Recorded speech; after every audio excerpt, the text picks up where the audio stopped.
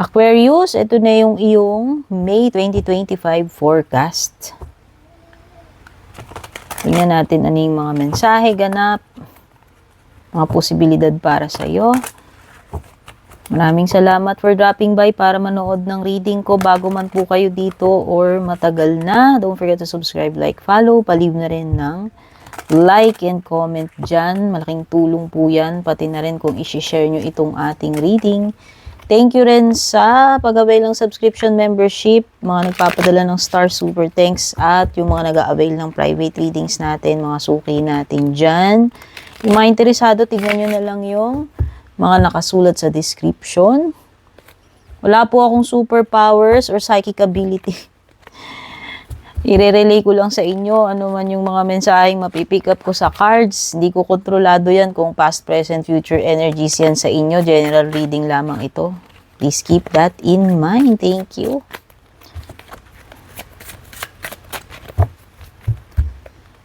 Pwede rin masagap yung kakonect ni person mo or kung may iba ka pang kakonect sa mga love reading, ha?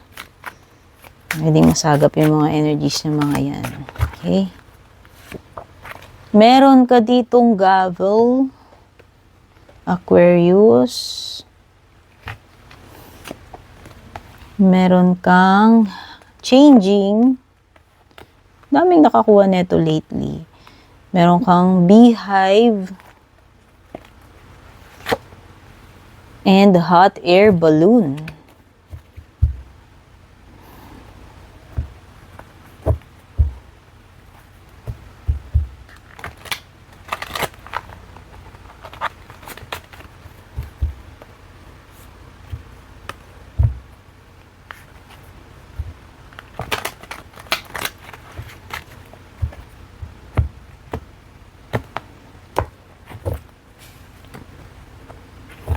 Knight of Swords reversed. The Devil upright. Seven of Coins upright. Two of Swords reversed. Mention ko na lang yung mga signs na lumilitaw dito sa cards. Maaaring may kaugnayan sa sitwasyon mo or sa mga paparating sa'yo, pero maaari din namang wala. Okay, may Sagittarius, may Taurus, may Leo, may Capricorn, may air signs, Gemini, Libra, Aquarius, pwede ring may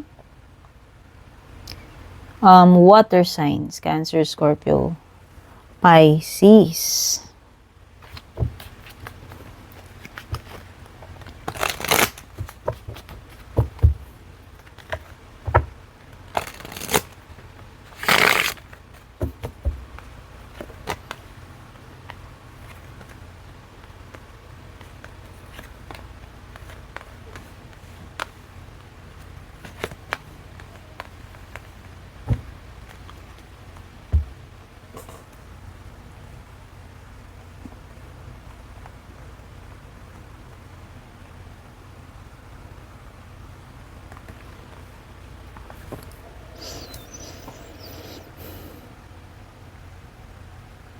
Okay.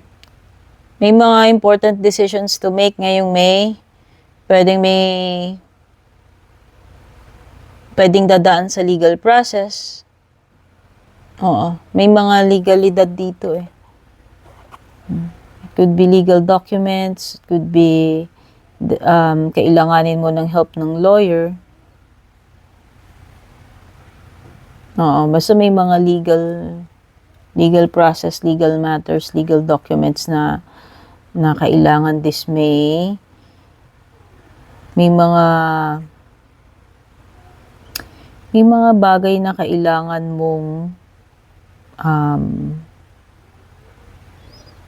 timbangin, pag-aralan mabuti, and then gagawa ka ng decision.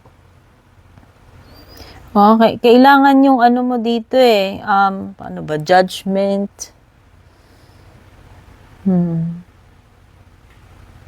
This is a serious matter or situation, yun yung binabanggit dito. O baka nga yung iba dito, baka talagang may something related sa mga hearing, korte-korte, kaso-kaso. I hope wala naman, pero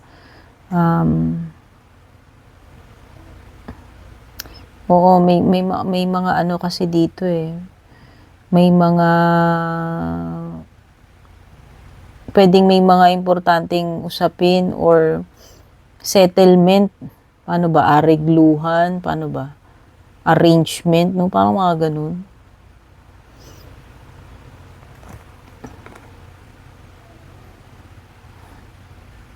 It's either ikaw yung gagawa ng judgment dito o pwedeng ikaw yung makaranas ng ikaw yung i-judge, no?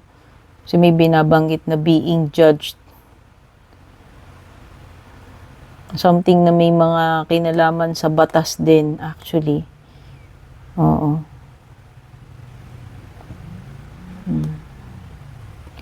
May mga pagbabago ngayong May. Oh, itong May.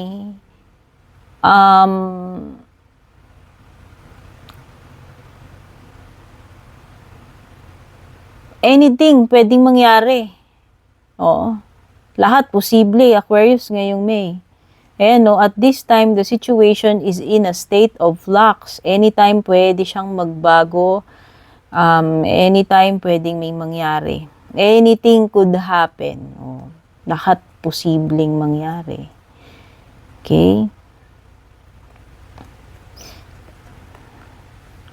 So, this is, kung ako tatanungin, this is a magical moment. Kasi anytime pwedeng may mangyari, di ba?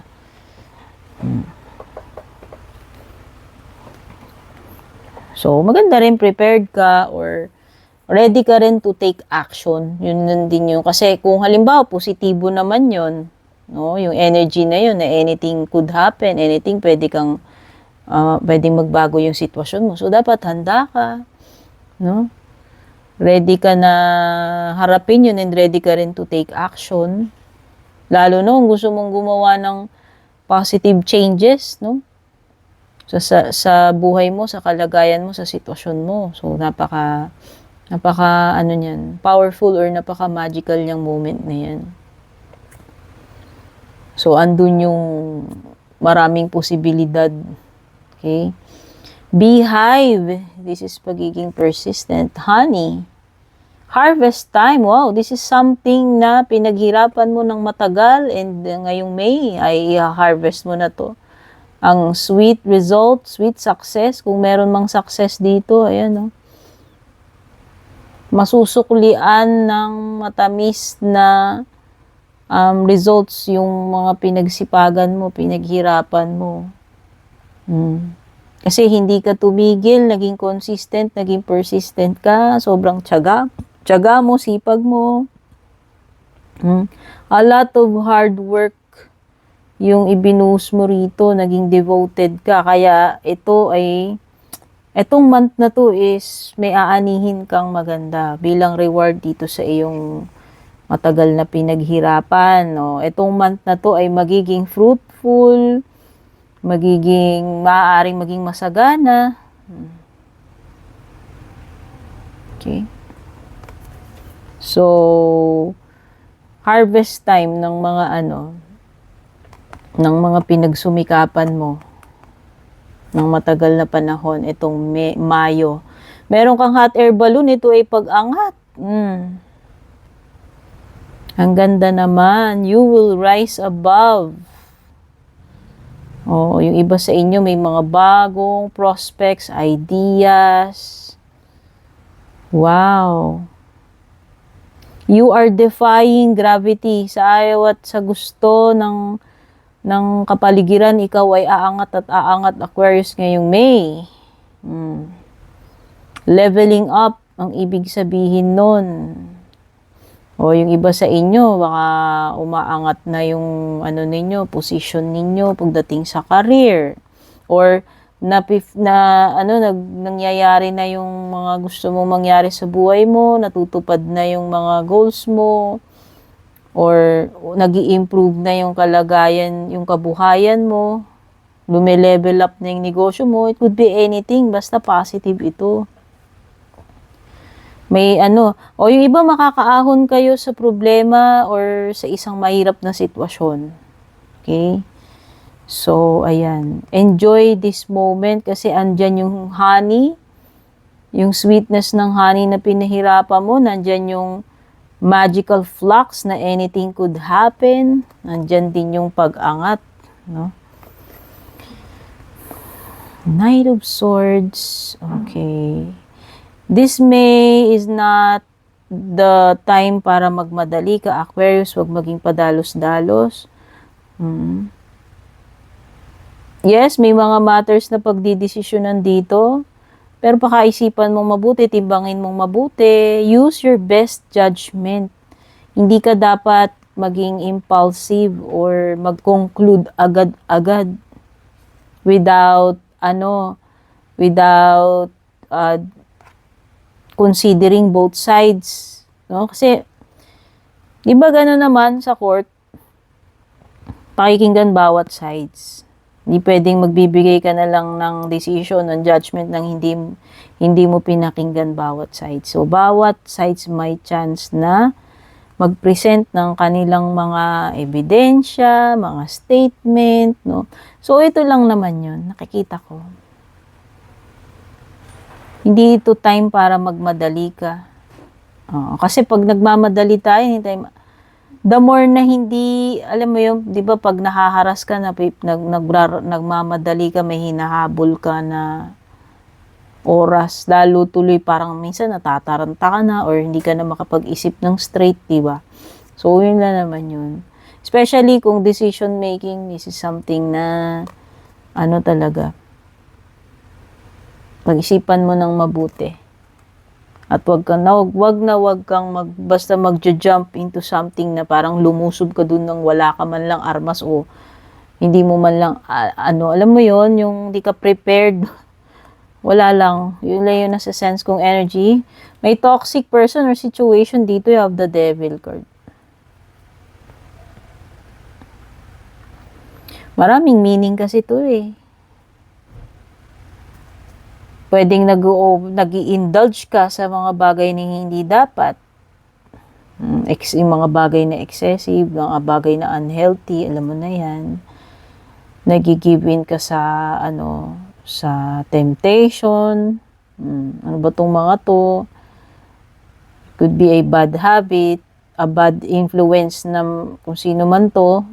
Bad influence sa'yo itong tao na to, kung tao yan, pinag-uusapan niya. Kung relationship, toxic yung jowa mo, toxic tong kakonect mo, or toxic yung connection ninyong dalawa, no?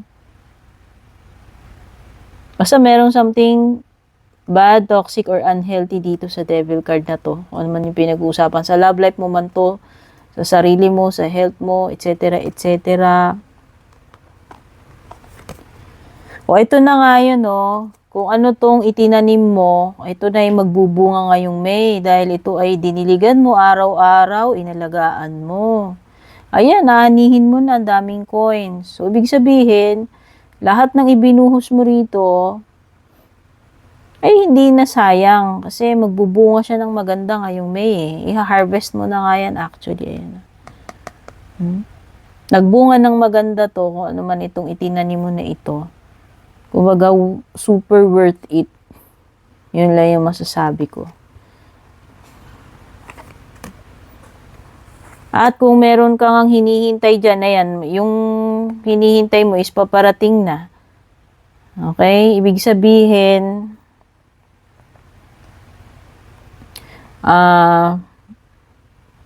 may mapapala ka sa bagay na to na pinag-investan mo ng iyong energy, ng iyong time, etc. No, yun lang yun. May mapapala ka dyan matino, mabuti, o maganda.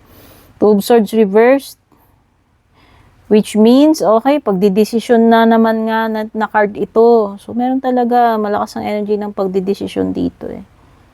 And then nakikita ko makaka-move forward ka na. Kung noong una nako-confuse ka pa, nahihirapan ka, hindi mo alam which way to go, which one to pick. Ito na yon. Matatanggal na yung confusion, hesitation, and finally, makakamake ka na ng move mo. Kumbaga, tapos na yung period ng stalemate or pagiging stuck. Ngayon, is magkakaroon na ng direksyon ng action.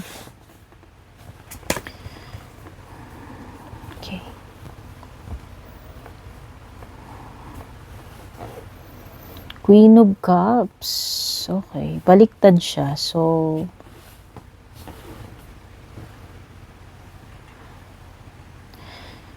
ewan ko, pero nung nakita ko to, ang na-feel ko is someone who is hindi niya na-appreciate kung gaano ka-special, ka-importante itong bagay, sitwasyon, or tao na to.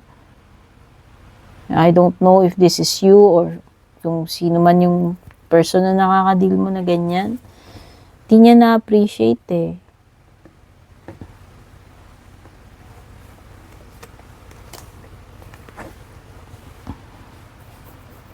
Pwedeng walang pake, hindi na-appreciate. So, sayang lang. Kung ano man yung pinag-uusapan doon, bagay man yun o tao. Pagdating sa love life mo, Aquarius, you have hurting, agonizing. Oh my God. So, torture nga lang pagdating sa love life. Ouch. So, literally, na masakit. Mabubroken heart ka.